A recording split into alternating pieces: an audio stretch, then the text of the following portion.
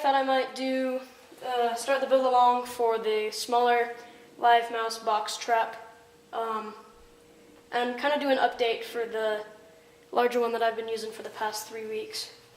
So this is the main one that I've been using, and I caught 6 in this, and I caught the baby one. That was the one that you guys saw in the last update, and I was actually kind of surprised because with the baby mice, since they're lighter, you have to set the trigger lighter.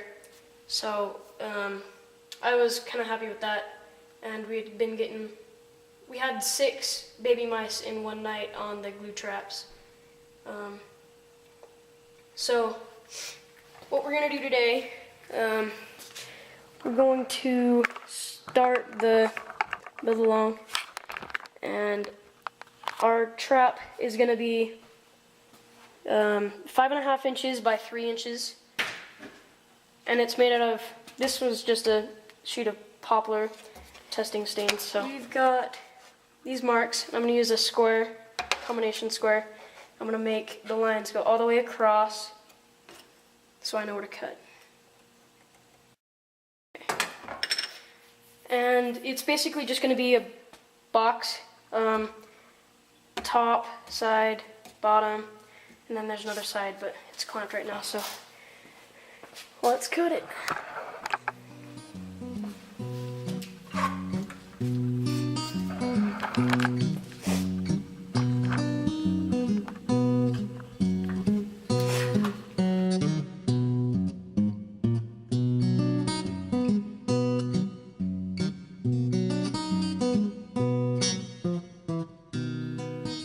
So I decided that to make this smaller, it has to be a little bit stronger.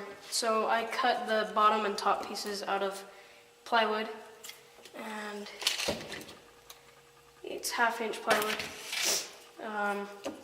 And the back is 2 7/8 by 3 1/4. So basically it'll look like that. And that's plenty of space to have a treadle and to have a door and a trigger stick. So this is going to be our door, and we've made it, on these, the top and the bottom, I had to make them not as wide, so now they're 2 1/2. So now we are going to figure a way to put the door in. And I'm thinking of just routing. So we've got our boards marked. We're going to do it in 1/4 inch. Sorry, it's going to be right there. And we're going to adjust the router to do that. So we have let me see what it is. It's a 3/8 inch router bit, and it is just a straight bit. So, and it's not quite wide enough to get the door in, so we're gonna have to do this a couple times. So now we're gonna raise the bit.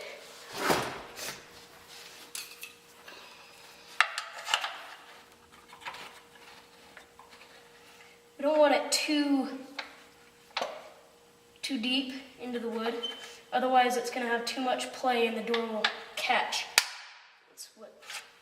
That's happened to me on past traps. So that should be about good. Make sure your markers are lined up and your things tightened down. Okay, and we will turn it on.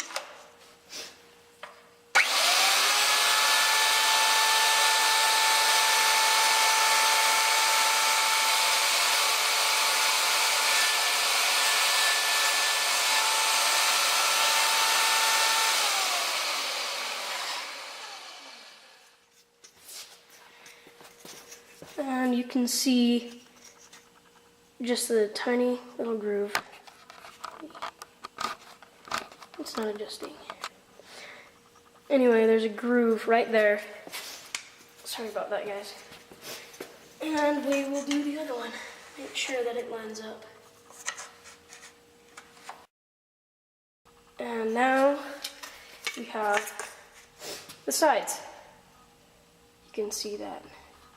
So I added 1/8 of an inch on each side of the grooves, and now you can see that the door will go in. So now we're getting to the point where we're almost putting the top on the top and the back on top of the trap. So I'll show you what to do. As you can probably see, we're almost halfway. From here we need to put the back on, and we're going to cut about 1/4 of an inch to 1/2 an inch off of the top so we can allow the door to move freely. And so from now we're probably going to need to shorten this one too. So let's cut this. I've already made a mark, and that is 3/8 of an inch. So we're going to cut 3/8 of an inch off of the top, and we'll go from there.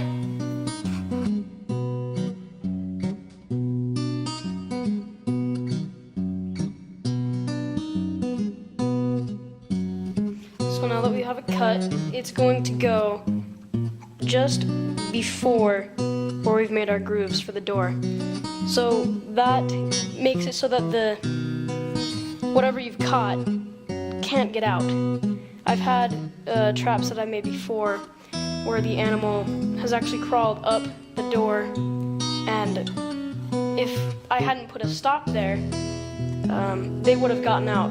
So you want to try and get the top to come as close to the groove as possible without affecting how the door falls. So now we're gonna put it all together. So now I've got it all clamped in, and I'm gonna be using 1-inch nails in the nail gun. Got the air compressor set to 100 psi and plugged in. So let's put it together.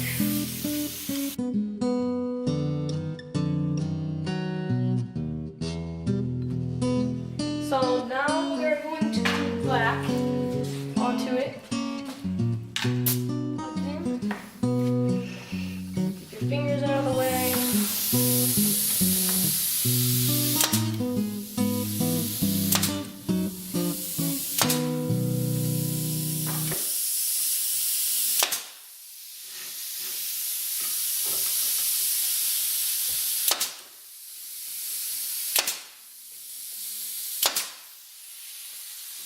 Okay. And now we are a little more than halfway done. From here, all we have to do, not all we have to do, stop doing pretty hard. So we are going to shorten the door, because obviously we don't want it that tall. We are going to make an anchor slit where the trigger stick will go in, so you can put your treadle in, and then we're going to cut a hole where you will be able to attach the pivot stick, where the dowel is going to rest, and it's going to pivot the door and the trigger stick. So what I wanted to do with this trap, for the pivot stick, I wanted to make it simpler in that with my other traps, the pivot stick is usually held in place by a screw that goes through the top of the trap.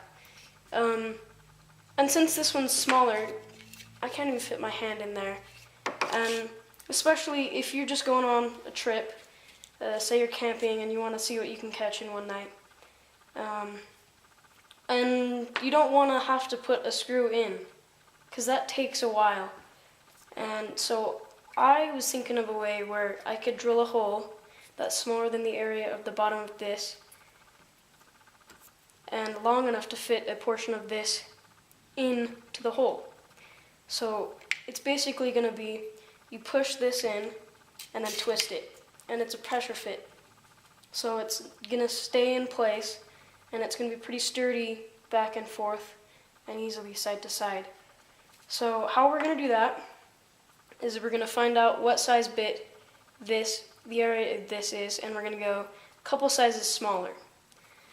So it looks like for this pivot stick, it's going to be drill bit size 5/16.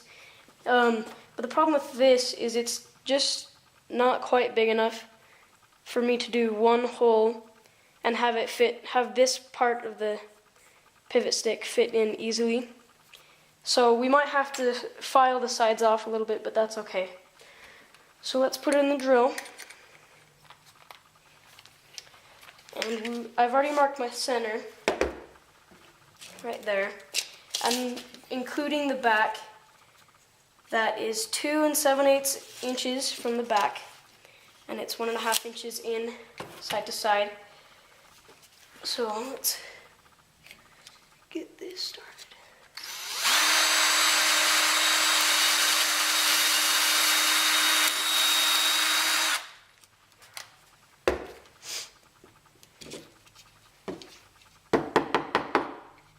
Clean that up a little bit. And now we're going to figure out how big we want this to be. So we want it to be big enough to where it's going to give it support, but not too big so to where it'll be hard to get in. So I'm thinking, let's do 1.5 inches. So let me just measure that off real quick.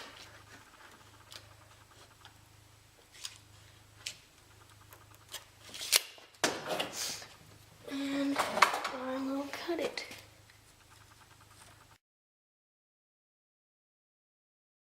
So I've cut the bottom of the pivot stick to 1.5 inches. And what we're going to do now is we're going to go split the difference, and we're going to drill holes on either side so that it's just longer than 1.5 inches, so that we can easily fit it in, reach in there and twist it without it snagging on anything. So let's do that. I'm going to use square to mark lines all the way, well, not all the way, 1.5 inches on either side of that hole.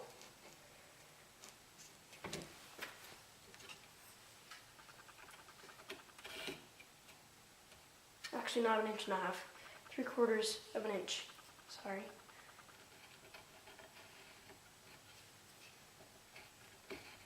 But it's good to have extra. So let's get that hole.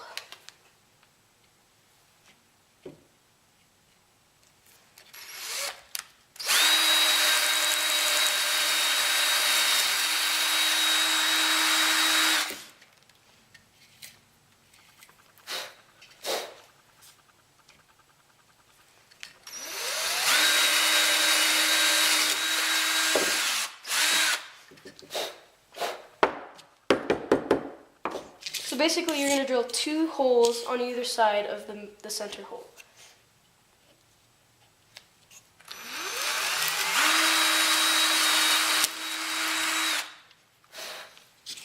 Actually, I think that might be enough right there. Yeah, I'll just file the front side after I'm done. So now I'm going to use